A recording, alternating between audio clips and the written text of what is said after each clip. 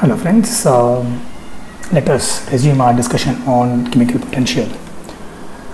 Now if you could recollect, the context in which this thermodynamic variable of chemical potential is introduced is when we want to describe a dynamic system. Now we start with a generalized approach of describing a dynamic system, and from that we are narrowing down towards attempting to describe a dynamic change in a given material, and for that we are describing or introducing different thermodynamic functions, and these thermodynamic functions are rather dependent on variables that are accessible to us. So this is the context that we are considering, and this is the context that we are working around. Now we want to arrive at a variable or thermodynamic function that would help us describe a static and a dynamic system based on the variable that we can easily measure.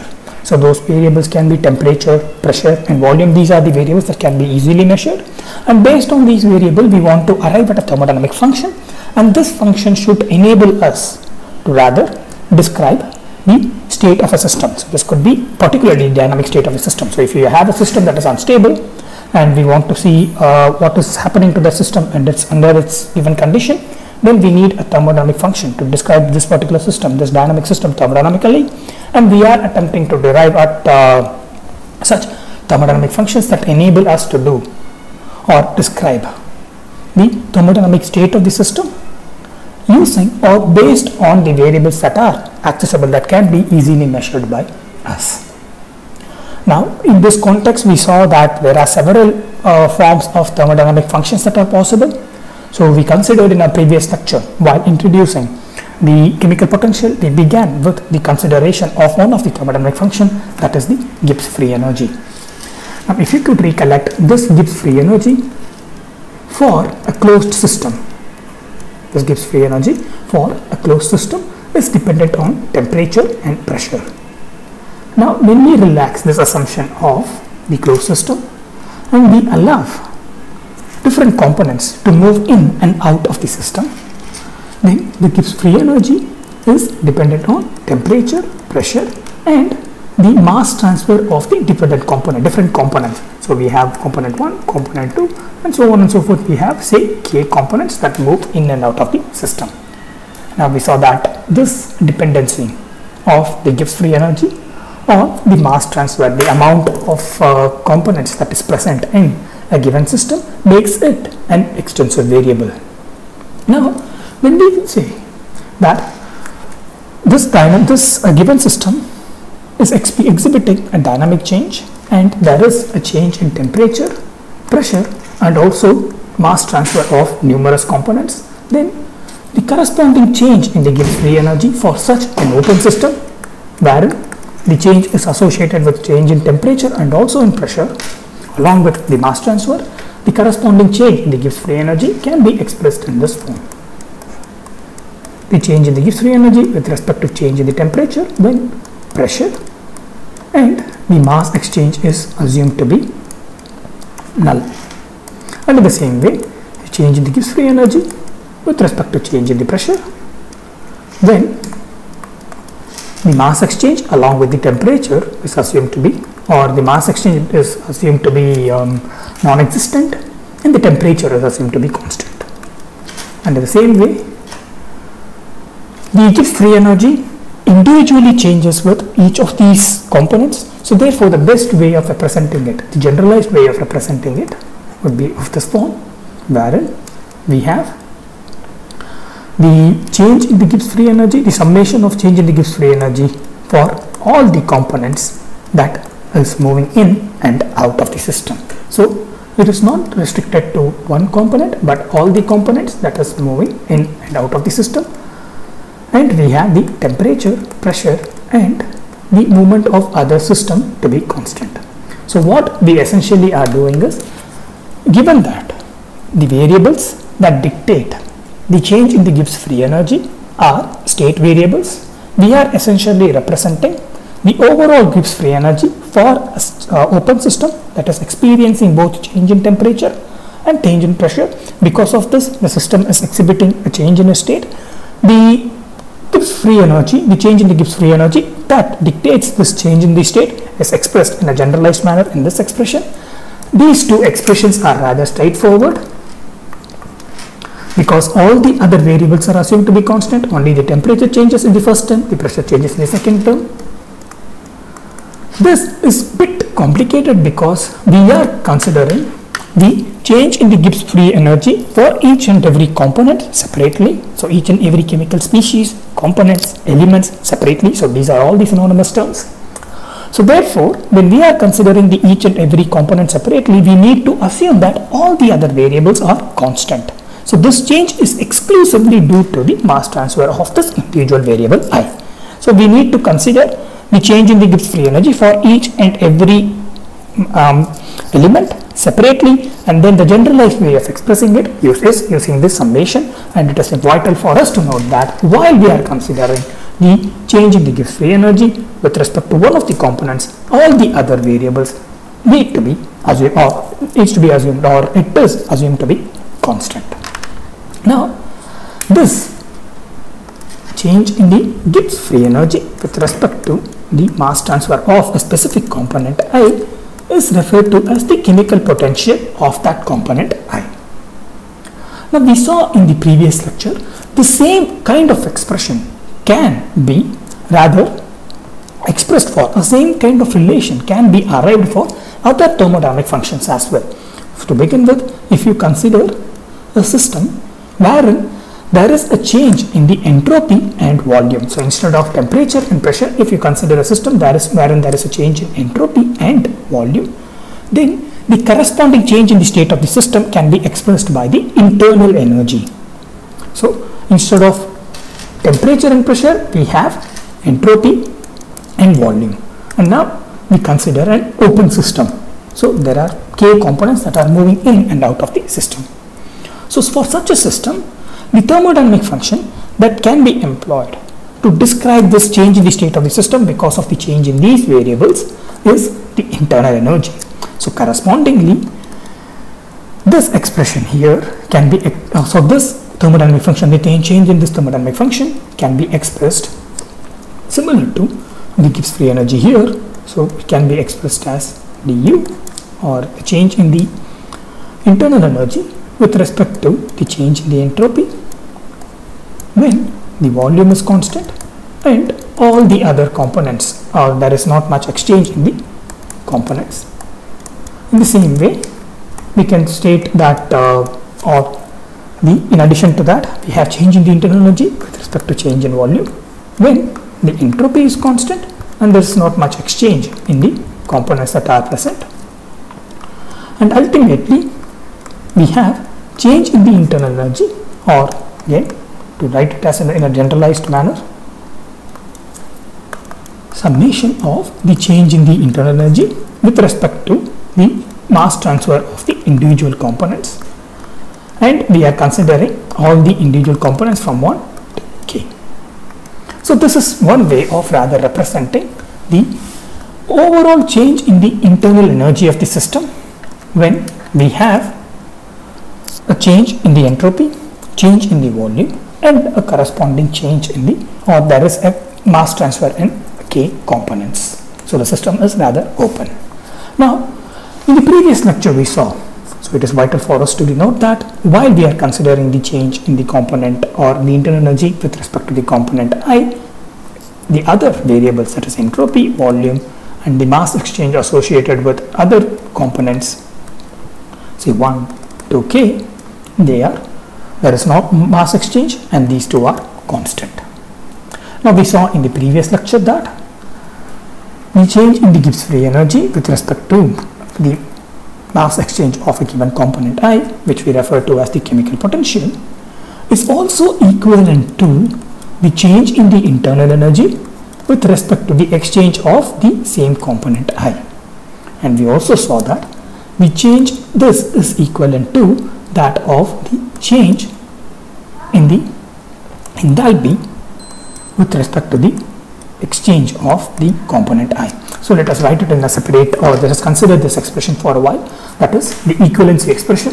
So initially we represented the chemical potential as the change in the Gibbs free energy with the exchange of the component I, and we were able to show that.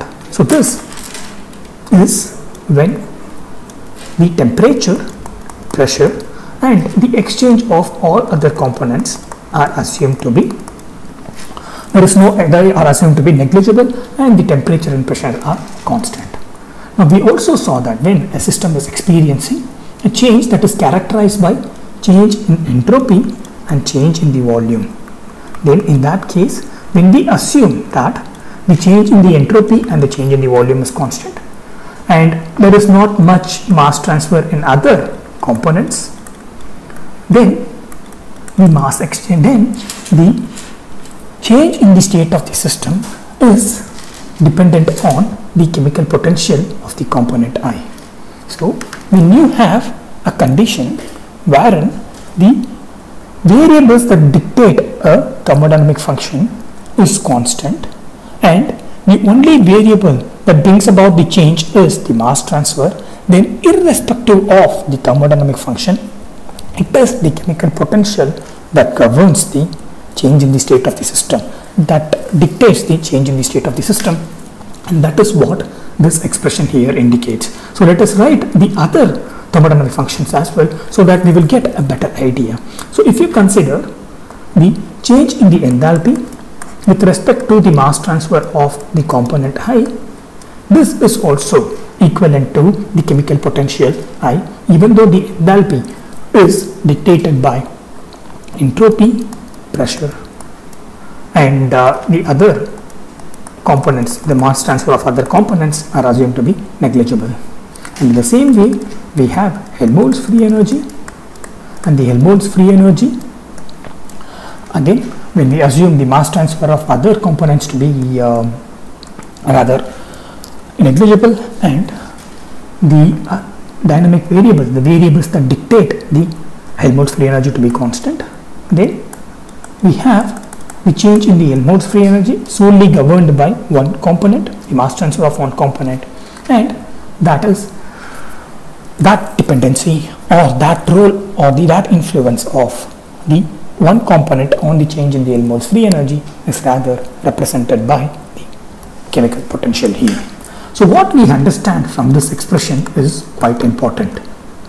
So supposing you have a change in the state of the system wherein the variables that we have considered here. So if you consider the variables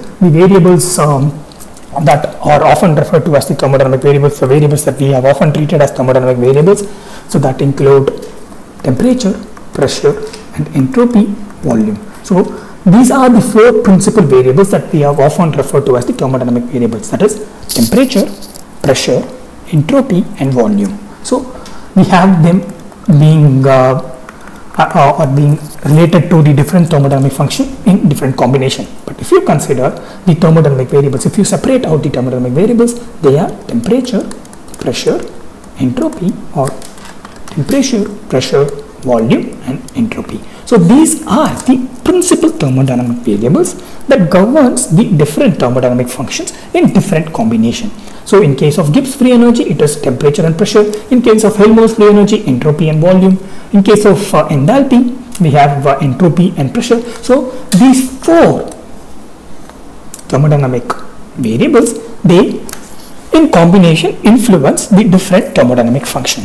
Now, when we consider a change in the state of the system wherein all these variables are constant.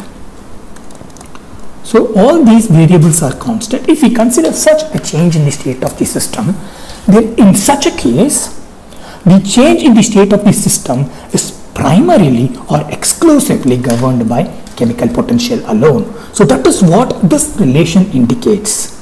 So if we have a system, and in that system, the change in the state is not governed by the fundamental thermodynamic variables, that is temperature, pressure, volume and entropy. If you have such a system, then in such a system, the change in the state is exclusively governed by chemical potential alone. You don't have to worry about categorizing it or identifying the appropriate thermodynamic function to describe its change in the state. All you need to do is just estimate the change in the chemical potential of the system, and based on that, so using the chemical potential alone, you will be able to state the change in the state of the system. So that is exactly what this relation helps us understand. So when you observe a change in the state of the system, like we would in few minutes, or while considering the changes that happen in the materials, we often see such a condition wherein the change is isothermal. The change is isothermal, wherein there is no change in the temperature, there is no change in the pressure. Even though there might be a volume change, it's completely negligible, and there could be some change in the entropy of the system. So if all these thermodynamic variables are constant, then in that case, the change in the state of the system is exclusively governed by the mass transfer alone, and the mass transfer governs the change in the state of the system through the chemical potential. Now, while considering the individual variables, it is of course possible for the entropy to vary. So when there is a mass transfer, it is possible for the entropy to vary. However, when you consider the measuring the entropy or estimating the entropy in a system, it is quite difficult. So that is the reason why we often go for Gibbs free energy, wherein it is largely dependent on temperature and pressure, which can be easily measured. So the reason Gibbs free energy is preferred over other thermodynamic functions, particularly when studying the changes that is exhibited by a material and so material that includes metals and alloys. So when we want to study the change that is exhibited by a material, then often you would observe in the literatures, Gibbs free energy is the one thermodynamic function that is adopted to describe the change. The reason is primarily because, one, it is dependent on temperature and pressure. So apart from the mass transfer, it is dependent on temperature and pressure, which can be easily measured. The other reason is, if you assume a change in the state of the system, wherein the temperature and pressure are constant, the entire change in the state of the system can be expressed by the chemical potential. So a condition wherein the temperature and pressure is constant can be easily imposed by us externally. So we can impose a condition wherein the temperature and pressure is constant. And if you impose a condition wherein the temperature and pressure is constant, then in that case, the change in the state of the system, because of the change or the mass transfer alone, can be described using the chemical potential when the overall free energy is, or the overall thermodynamic function, the overall thermodynamic state of the system is described using Gibbs free energy. So that is the importance or the critical role of the Gibbs free energy. On the other hand, if we consider other thermodynamic variable, the principal difficulty that we face is, it is not that straightforward to ensure that the entropy is maintained at constant. The entropy is assumed to be constant. It is not rather in our control to ensure that the entropy is constant, because we saw that the entropy is constant in only in two cases. One, that is for a reversible change, and when the system is in its stable state. So it is not principally in our control to ensure the stable or ensure the constant entropy. So therefore, even though theoretically we are able to establish such a relation, in a physical system it is quite difficult for us to express or to arrive at a condition wherein the change is exclusively governed by the mass transfer, not the change in the entropy. It is rather quite difficult for us to separate the change in the entropy and the change that is brought about by the mass transfer. So change in the, for instance, change in the Helmholtz free energy with respect to the entropy and change in the Helmholtz free energy with respect to mass transfer, it is quite difficult for us to separate. It is quite difficult for us to identify a system wherein we are able to make this separation, wherein you have a change in the state of the system exclusively governed by the mass transfer that is described by the Helmholtz free energy. That is quite difficult for us to have in a physical world.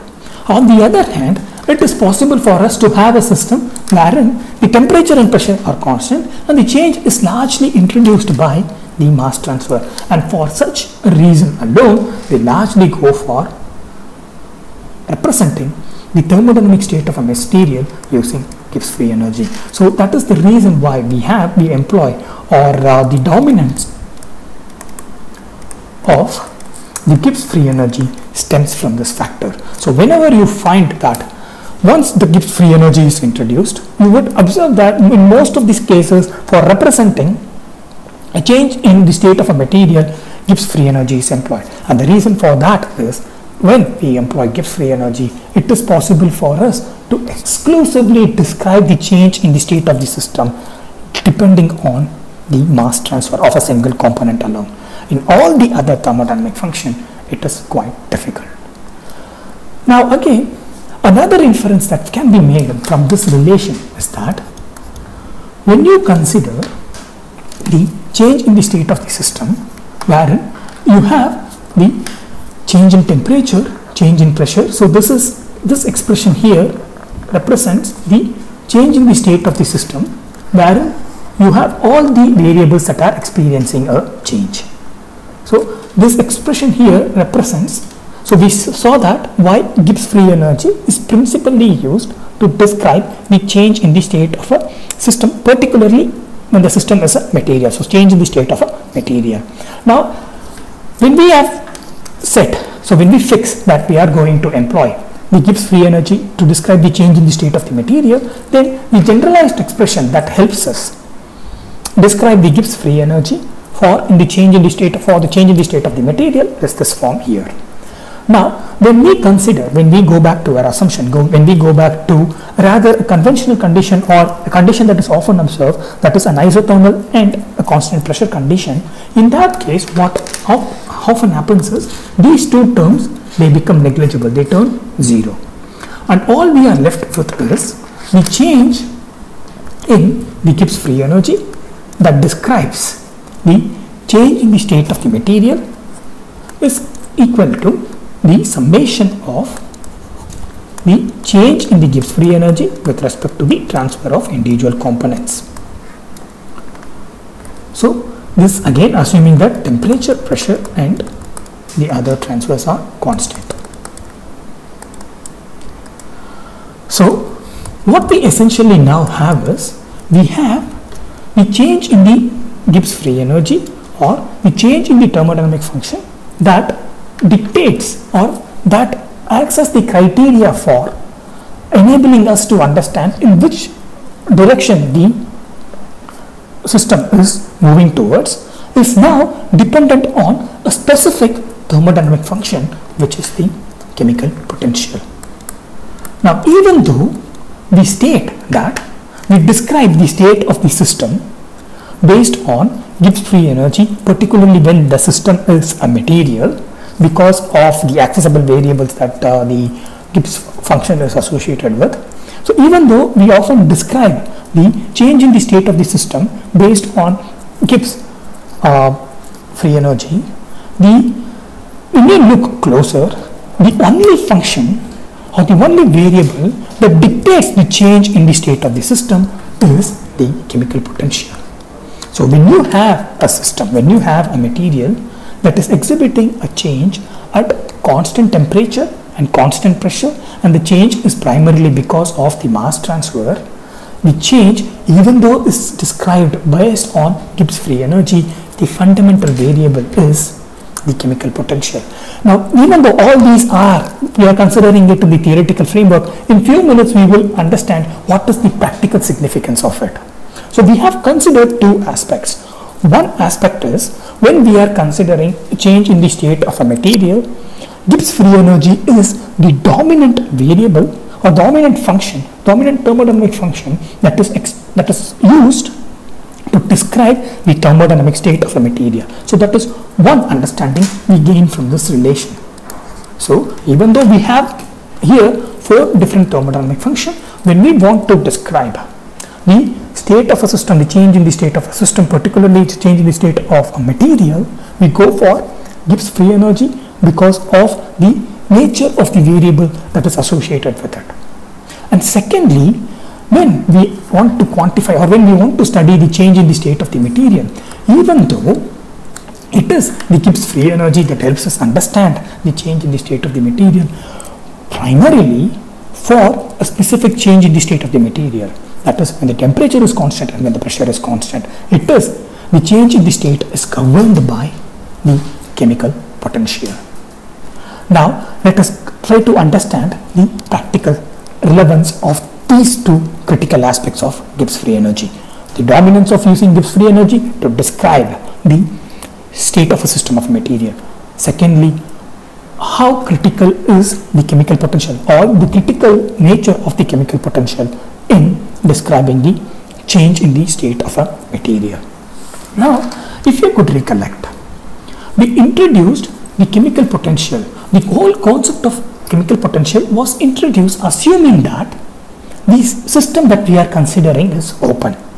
So we assumed that the system we are considering is open. That allowed us to introduce the concept of mass transfer, and once the concept of mass transfer was introduced, we were able to describe the change in the thermodynamic function with respect to that mass transfer. The change in the thermodynamic function, we started with the Gibbs free energy. With respect to its change with respect to mass transfer, we refer to as chemical potential, and we equated that to all the thermodynamic function. So relaxing the assumption of the closed system, we considered open system that allowed us for mass exchange, and from the mass exchange we were able to introduce the change in the Gibbs free energy with respect to the mass exchange. We refer to that as chemical potential, and we saw that this chemical potential is not only the change in Gibbs free energy with respect to mass exchange, it is the change in, it is equivalent to change in any thermodynamic function with respect to mass exchange. Now, it is not only in the open system that we understand or that the chemical potential plays a vital role. It also plays a vital role even in the closed system as well. So particularly when that closed system is a material. So again, we are now focusing or moving towards focusing on or exclusively or largely focusing on the material. So therefore, now from now on, whenever I use the term system, it largely would refer to material. Otherwise, I would make the distinction between system and material. If not, the system would, from this lecture onwards, so we are, experiencing a paradigm shift wherein we are now moving away from the generalized description of the system to a specific description wherein the system referred to a solid state material. Now, let us try to understand the significance of the chemical potential within the closed system. So even though we introduced the chemical potential, the concept of chemical potential was introduced by considering an open system, so that allows us mass transfer. Let us see the role of chemical potential in the closed system. Now, if you could recollect, so we were able to arrive at, so whatever second law of thermodynamics we were able to describe based on entropy, we were able to translate it to the Gibbs free energy. So we saw that for a spontaneous change to occur, the change in the Gibbs free energy should be less than 0. So the change in the Gibbs free energy should be negative. So only then the system will exhibit a spontaneous or a irreversible change. So this condition here, it helps us understand that when you consider or estimate the Gibbs free energy for a closed system at temperature T, if you find a curve like this, so you are considering a combination of two components, say A and B. So here the component B is 0, and as you move along this direction, the amount of component B is increasing. So here it will be 10%, 20%, so on and so forth, and here it will be 100%. So here the amount of B is 0, but here we have 100% A. So amount of B is 0. So as you move along, as the temperature or as the amount of B increases, correspondingly the amount of A decreases. So for the combination of A and B, we are estimating the appropriate Gibbs free energy for a given temperature, and the curve looks something like this. Now this condition helps us understand the stable point for, or the equilibrium point for the combination of A and B at this temperature is here. So wherever you start, so whenever you have a condition wherein you have, it is possible for us to have different combinations of A and B, then the stable configuration or the stable combination of A and B at temperature T will be this here. So at stable or at temperature T, so let us refer to this temperature T as T1. So at temperature T1, if you consider the solid solution that comprises of A and B, the stable composition would be, say if this is 40% B, then the stable composition of the solid solution or alloy would be A 60% and B 40%. Because when you try to combine these two, A and B, again this is purely for our understanding, it is purely schematic, purely rather representative. For our understanding, we are considering two imaginary systems, we are allowing it to dissolve, and for a temperature T1, we observe that the combination of A 60% and B 40% is in its lowest state, so that is the lowest form, or that is the stable form of the alloy. So this is what we have is when we have two metals that form a solute and that are in the form a solution in the solid state, we have referred to it as the solid solution, and it can be referred to as the alloy in some instances or in most instances as well. So we have an alloy of A 60% and B 40% in temperature T1, and that is the stable state of the alloy. Now when we consider, so we begin with an instance wherein we have such an alloy, that is A, so this alloy is in its solid state. So we begin by plotting this Gibbs free energy versus different combinations of A and B, and we find that at temperature T1 the stable combination is A 60 and B 40. So therefore, given that this is the stable combination of A and B at a given temperature T1, you manufacture this alloy, you produce this solid state alloy, so you produce this solid solution. So what you essentially have is, you have a block of a material that is of this composition A60 and A40, and this material, this solid block is at temperature T1, and because it is already in its stable state, there will not be any change in the state of the system. So based on this curve here, you have manufactured a solid block of composition A60 and B40. You chose this composition because at this temperature this composition is stable.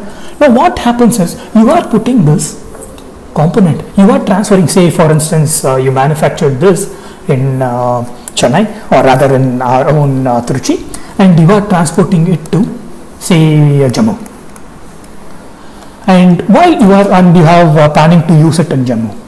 Now when you compare the temperature, the average temperature of Trichy to that of Jammu, it is significantly different, and particularly if you want to let us assume that you want to use this component in Jammu in winter, so it is now going to be used in temperature T2. So you are transporting this material that you have manufactured in Trichy at temperature T1, and you are now transferring it to Jammu and planning to use it at temperature T2, which is significantly smaller than T1. So you manufactured it in summer in Trichy, and you are now transporting it to Jammu and planning to use it in Jammu during winter. Now unfortunately, what you don't know is, at temperature T2, because of change in the temperature, the Gibbs free energy also correspondingly changes. So what essentially you observe is, instead of having, so this overall trend in the Gibbs free energy changes, and now the Gibbs free energy adopts a form something like this. Again, let me reiterate, this is a schematic example for your understanding alone. Since most of you are from background that is not exclusively of metallurgy or material science, I am giving you this example. This is not a quantitative, or it is not a specific material specific example. This is just an example for you to understand. Now, again, so you manufactured a material at high temperature in a specific region at T1, and you are planning to use it in T2. But now what happens is, when you estimate the Gibbs free energy, it now adapts a different trend. So you have, instead of a single parabolic curve, you have a sort of a double word curve now. And the second law of thermodynamics, our understanding of the change in the Gibbs free energy, state that now instead of having one minima, there are two stable states that is possible for the system. Now one stable state has the composition of A 20 B80 and the other stable state as the composition of, or rather A80 B20. So initially you had a system, again a material at T1 that has the composition of A60 and B40. As long as this system was in Tiruchi in temperature T1, there was no change that was exhibited by the system, no change in the material, because for this temperature the system was already in its stable state. Now you brought it to Jammu in winter. Now what you observe is the system begins to exhibit a change. The system begins to form two different, rather distinct regions within this material. So initially when you observe this material in a microscope, all you see is an homogeneous region. You will not be able to distinguish one region from another. But now at T2 you observe that there are some pockets of a region that are different from others. So you have distinct pockets of regions that are different from others.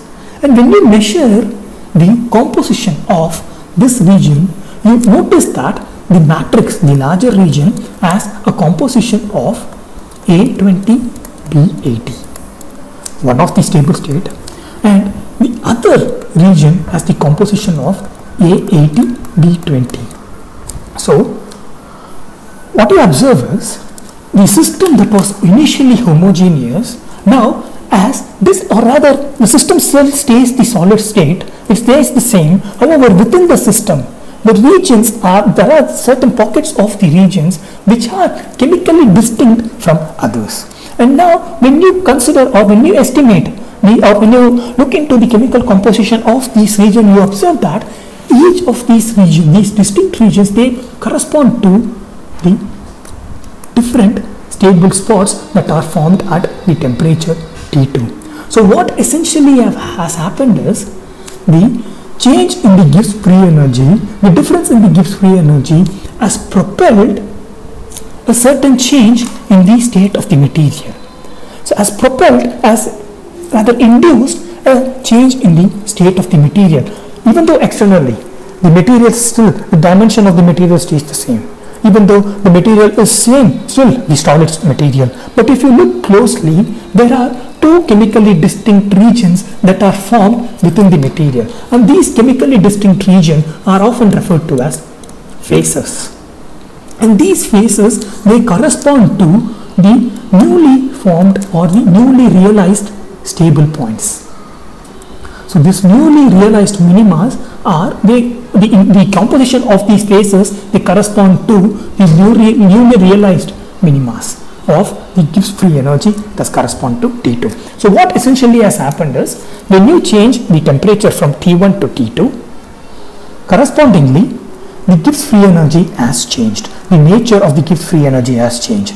And when the nature of the Gibbs free energy has changed, what has happened is the initial stable state, which was only one stable state at T1, now has two stable state, one corresponding to this composition here and the other corresponding to this composition here. So because of the change in the temperature, the trend in the Gibbs free energy has changed, and this change in the Gibbs free energy now has given us two stable states, and these two stable states now, and we now have two distinct regions in the system with corresponding to these two stable state. So we have, so if we refer to this as say phase theta and this as theta prime, we have now, instead of an homogeneous system, we have now theta and theta prime that constitute, so these two phases or chemically distinct region in the system, they constitute the material now. Now when we consider the formation of these phases, it is not rather due to the continuous change in temperature. When you look into, or often when you consider this formation of this phases, this distinction of these phases, so this is referred to as phase transition technically, but no, never mind, let us go as in an easier way as possible. So when you consider these changes, these phase transformation, it often occurs at constant temperature. It is not that as you are moving from Trichy to Jammu and as the temperature keeps on decreasing, you keep on observing these changes from occurring. So often it is not that it is not the case, because of course it has to do with the mobility of, or the rather the rate at which the phase changes, but often it is not that faster. So what happens is, once you reach your destination, that is Jammu, and once you reach the temperature T2, after reaching T2, once the temperature is constant, only then these changes begin to occur. So what happens is, the phase transformation, just phase change, this formation of chemically distinct region does not occur simultaneously with the temperature, but once you reach Jammu and leave the material as it is for some time, you observe this change in the, or you observe this chemically distinct phases.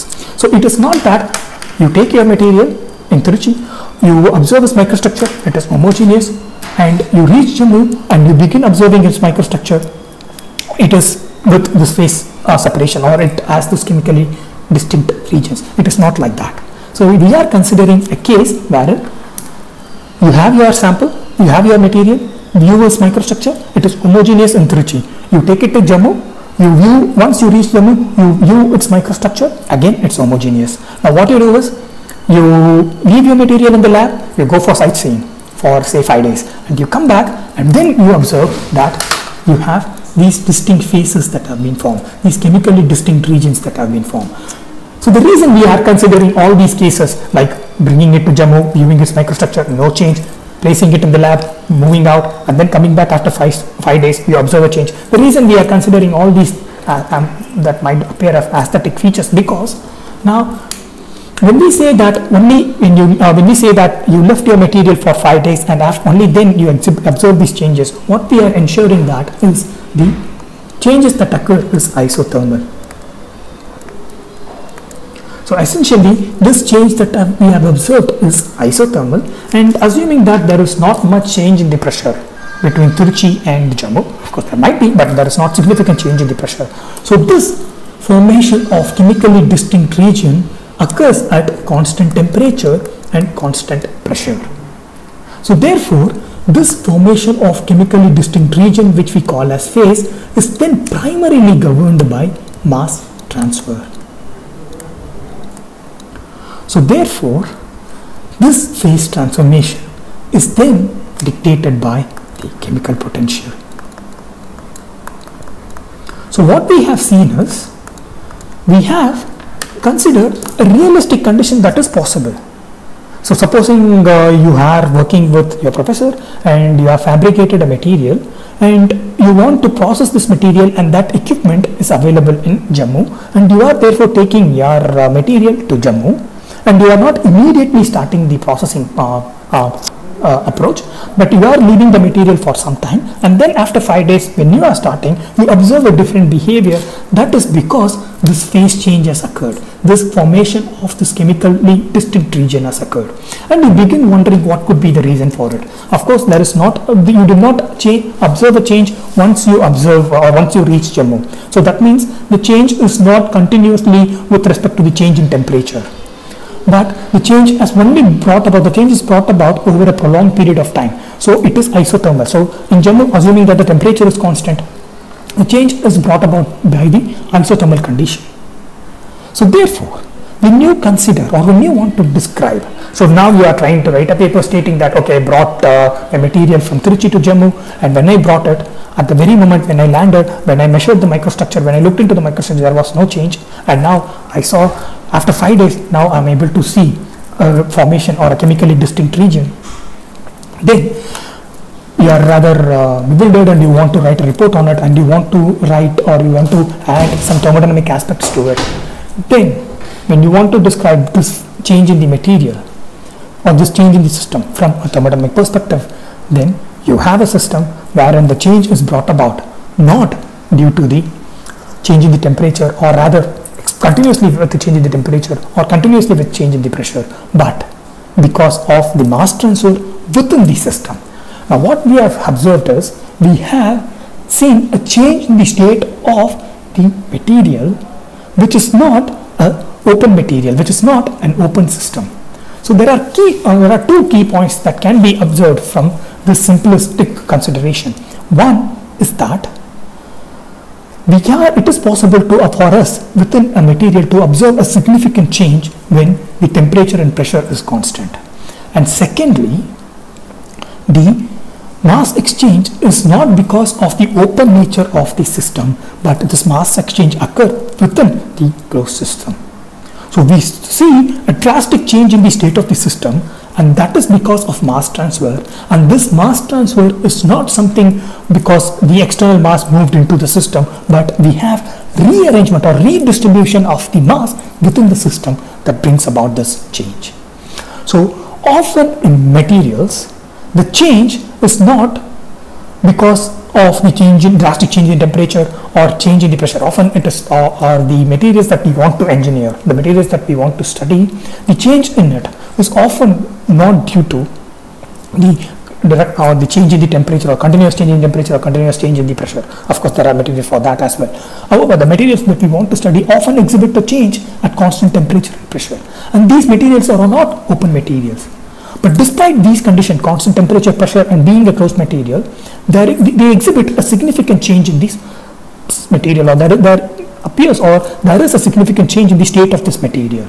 And that is primarily because we have a redistribution of the mass that constitutes this material.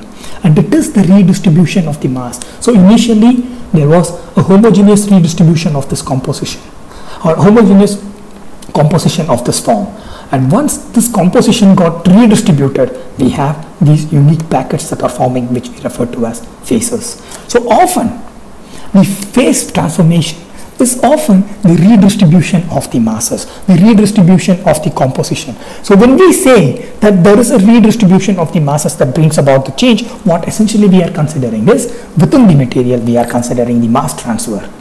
And when we are describing the change in the state of the system exclusively based on mass transfer, be it externally or be it internally, just the redistribution of the mass transfer within the system, being it a closed system, so the redistribution within the system, then the change in the state of the system is principally governed by the chemical potential. So that is why the chemical potential is highly critical when describing the phase transformation, because often the phase change is associated with or is accompanied by the internal redistribution of the concentration. When we have the internal redistribution of the concentration, what we have is a change in the state that is principally governed by the chemical potential. Again, so even though this example of manufacturing a material in Trichy and taking it to Jammu and leaving it for 5 days as it is, and and engaging other activities and coming back and observing this change in the microstructure of the material, even though it might appear as rather an example that we could understand, if believe it or not, this is how in the aluminium alloy precipitation was first discovered. So this is the same way the precipitation was first discovered in the aluminium alloy. They were working on a aluminium alloy, and it was often homogeneous. It was just homogeneous, and when the researcher once he left the material as it is and went out for a long weekend, when he came back, he saw the precipitate like this. So even though this is just a schematic example, this is the way the precipitation was discovered in the aluminium alloys. So with this, we will wind this lecture up. We will continue our discussion on the chemical potential and other interesting features in the next lecture. Goodbye.